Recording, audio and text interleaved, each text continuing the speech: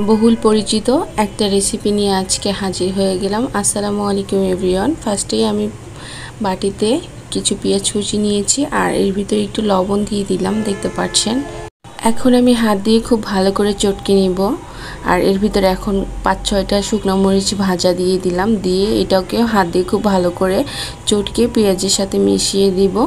আর এটা মিশানো হয়ে গেলে এখন আমি এর ভিতরে অ্যাড করে দিব সরিষার তেল।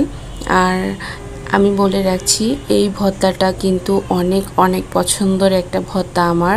আপনারা অবশ্যই বাসাতে ট্রাই করবেন, তাহলেই বুঝতে পারবেন। অনেকে হয়তো বা অনেক পছন্দের তালিকায় এটাকে রেখেছেন, আবার অনেকে হয়তো বা কখনো এইভাবে খেয়ে দেখেননি যে এই ভর্তাটার টেস্ট কেমন হয়। বাট আমি বলবো এই ভর্তাটা কিন্তু একদম ইজি, বাট খেতে এত এত মজা। একটা সাধারণ ভর্তা, শুধুমাত্র একটা উপকরণ বেশি অ্যাড করার কারণে একদম অসাধারণ হয়ে যায়। এই তো সেই উপকরণটা হচ্ছে ডিম। অফকোর্স আপনি এই ভর্তার ভিতরে ডিমের পরিমাণটা যদি আলুর সমান সমান দেন, তাহলে কিন্তু টেস্টটা আরও ভালো আসবে। আমি এখানে 2টা ডিম অ্যাড করেছি 3টা আলুর জন্য।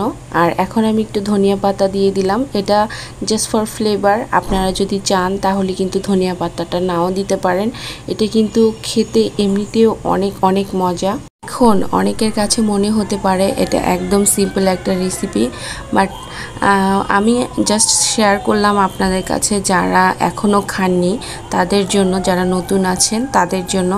একবার হলেও বাসাতে ট্রাই করবেন। আজকের এই সিম্পল রেসিপিটা আপনাদের কাছে অনেক ভালো লাগবে ইনশাল্লাহ। সবাই ভালো থাকবেন। আজকে এই পর্যন্তই। আমার জন্য দোয়া করবেন সবাইকে। আসসালামু আলাইকুম ওয়ান্স এগেন। Take care. আল্লাহ হাফেজ।